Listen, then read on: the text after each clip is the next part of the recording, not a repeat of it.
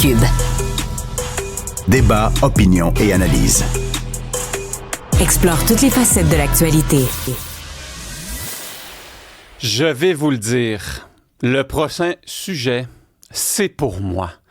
Donc, on a le sexologue et psychothérapeute François Renaud. Et je me suis posé la question, est-ce qu'utiliser l'intelligence artificielle comme médiateur dans votre couple, c'est une bonne solution? Je l'avoue, là, je lève la main. Coupable, amenez-moi en prison. Je me suis déjà retourné vers mon ami Chat GPT et je lui ai dit, coudonc, c'est-tu moi qui a tort ou ma femme? ChatGPT a été cool avec moi quand même. Il m'a dit que j'avais pas nécessairement tort, ni nécessairement raison. J'étais perdu, donc j'avais besoin d'un pro pour m'aider là-dedans. François Renaud, comment ça va? Ça va bien, merci, toi. Écoute, tu dois avoir vu, bien entendu, toute l'intelligence artificielle prendre une part considérable dans ta pratique de sexologue. Est-ce que c'est une bonne idée ou pas, là? Juste comme, là, on va être transparent et direct. Est-ce que je fais bien d'aller sur ChatGPT pour essayer de trouver un peu de réconfort? Faut faire attention. Je pense que c'est pas un interdit absolu là, qu'il faut avoir par rapport à ça. Ça peut effectivement des fois amener une certaine nuance. Ce qu'il faut par contre faire attention, c'est que quand la majorité des intelligences artificielles a tendance à vouloir nous flatter dans le sens du poil. Fait que la personne qui pose une question, va amener de façon biaisée peut-être les questions et les informations que ça l'amène à l'IA. Et l'IA va vouloir avoir tendance parfois à aller dans le sens de la personne là, qui amène les informations, ne sachant pas qu'évidemment, il y a comme une tierce personne là, ou une autre personne là, dans le débat ou qui amène pas nécessairement son point de vue. Fait que si on le fait peut-être à deux, des fois, ça peut être pertinent de le faire. Je sais que présentement, il y a des IA qui ont été entraînés pour faire de la thérapie de couple spécifiquement. ChatGPT, c'est peut-être pas l'idéal parce que c'est pas formé en ce sens-là. C'est pas que ChatGPT n'est pas nécessairement bon, c'est qu'une intelligence artificielle, il faut le former pour faire quelque chose. C'est comme un employé qu'il faut entraîner. C'est pas toutes les IA qui font la même affaire. Fait qu'il faut aller vers le bon IA qui a été formé en ce sens-là. Puis il y a des nuances. Tu sais, l'être humain est tellement plein de nuances que... Exactement. Mais il y en a certains qui ont été entraînés vraiment avec des approches thérapeutiques. Je ne les ai pas testés. Je connais pas la validité ou la compétence là, de ces IA-là. Mais on peut aller chercher parfois effectivement de l'aide. Puis souvent, l'IA, de plus en plus, a tendance à amener quand même des nuances. Donc, un peu comme tu l'as mentionné dans ton exemple, on te dit t'as pas entièrement tort, t'as pas entièrement raison. Fait que bon, ça prend une posture un peu d'intervenant de vouloir donner raison à personne. Puis il y a eu peut-être la bonne suggestion peut-être d'aller chercher de l'aide professionnelle. Est-ce que tu aurais peut-être posé un autre type de problème, puis là, il t'aurait peut-être répondu autre chose, ou tu aurais peut-être répondu peut-être en ta faveur ou en faveur là, de l'autre personne? Ça serait intéressant peut-être d'avoir plusieurs exemples pour le faire. Ben François, moi, ce que j'ai vraiment fait, c'est bon, on s'était pogné, là, pas pour quelque chose de majeur, mais puis là, j'étais comme, coudonc, tu sais, est-ce que c'est moi qui utilise les mauvais termes? Tu sais, parce que souvent, c'est une question de communication, hein, tu le sais. Puis là, alors, j'ai écrit ce que je pensais, la mise en contexte. J'ai écrit ce que ma femme m'avait répondu. Puis j'ai même dit, tu sais, voici les angles morts peut-être de mon bord, tu sais, puis peut-être les angles morts du bord de ma femme. Puis est-ce que tu peux, comme... J'ai pas demandé qui a raison nécessairement, tu sais, j'étais comme... C'est quoi qu'on voit pas les deux peut-être, tu sais? J'essayais carrément que ça soit un humain, là. Mm-hmm. Ben, ça peut être une belle façon de le faire parce que tu sais, t'en es toutes les nuances de ton côté à toi. Fait que là, tu sais, ça donne un image peut-être plus complet. Tu parles même d'angle mort, là, ce que bien des gens ont tendance à ne pas faire.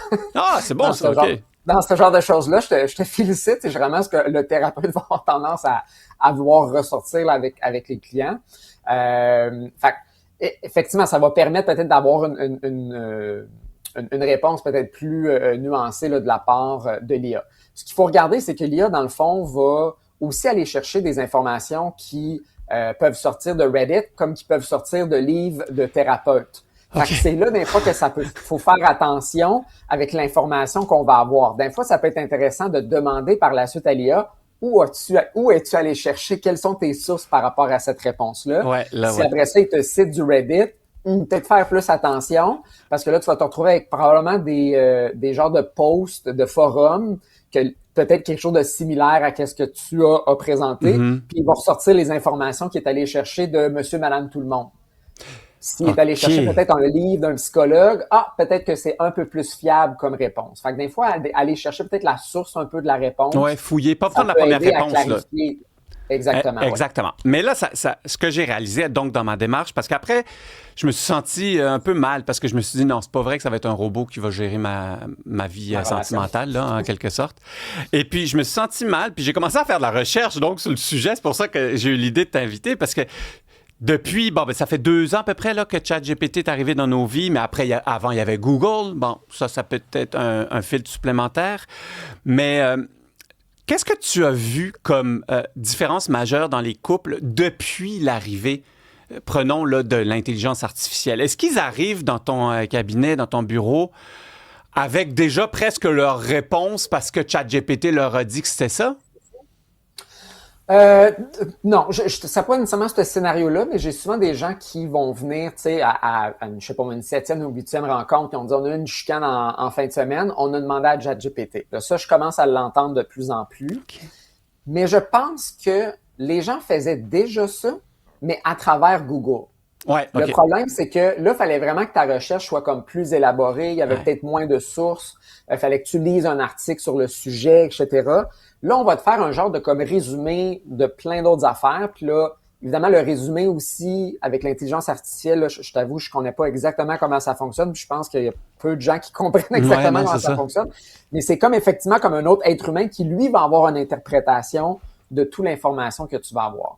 C'est juste que là, on a comme une version un peu synthétisée de comme quelqu'un d'autre ou d'un autre robot qui est peut-être pas toujours très connaissant ou qui a peut-être pas toutes les nuances. Mais ça arrive en pratique, effectivement, que les gens vont aller chercher cette aide-là. Fait que c'est comme, le thérapeute, il est pas là pour nous aider en ce moment. Le buffer, si tu veux, le tampon, ça va être d'aller chercher de l'aide de cette tierce technologie-là. Mais la bonne nouvelle, c'est qu'au moins... La bonne nouvelle, c'est qu'au moins, ils viennent te voir par après, parce que je crois que le grand danger, c'est de ne pas aller voir de thérapeute lorsque vous en avez besoin, et puis de se fier uniquement sur ChatGPT. Peu importe la manière que tu travailles avec, même si c'est la meilleure manière du monde, un humain a tellement de degrés, de sensibilité, de différence que jamais je croirais, même le robot le plus avancé, pourrait comprendre une chicane entre 2 humains d'une manière comme un autre humain. Je pense que la technologie n'est pas là aujourd'hui. Je ne serais pas surpris qu'elle va l'être éventuellement. Ah oui, effectivement. Comme bien des gens, je pense que des thérapeutes vont perdre leur job aussi éventuellement. Là. C'est malheureusement la réalité potentielle qui s'en vient.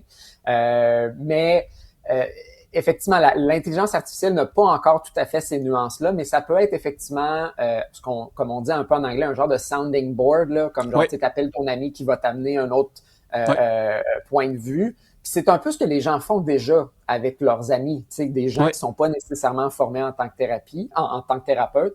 Mais je pense que, comme tu le dis, le problème, c'est qu'on se fie peut-être trop à ça, puis que là, on va pas chercher l'aide qu'on devrait avoir.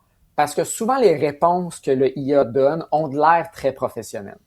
Parfois, moi-même, là, avoir utilisé l'outil sur certaines affaires, puis qu'est-ce qui me ressort, c'est comme un peu des phrases un peu tout faites, quasiment robotiques, thérapeutiques, un peu, là, que tu entends à la télé, que tu vois dans les articles, etc. Puis ça sonne vraiment très crédible.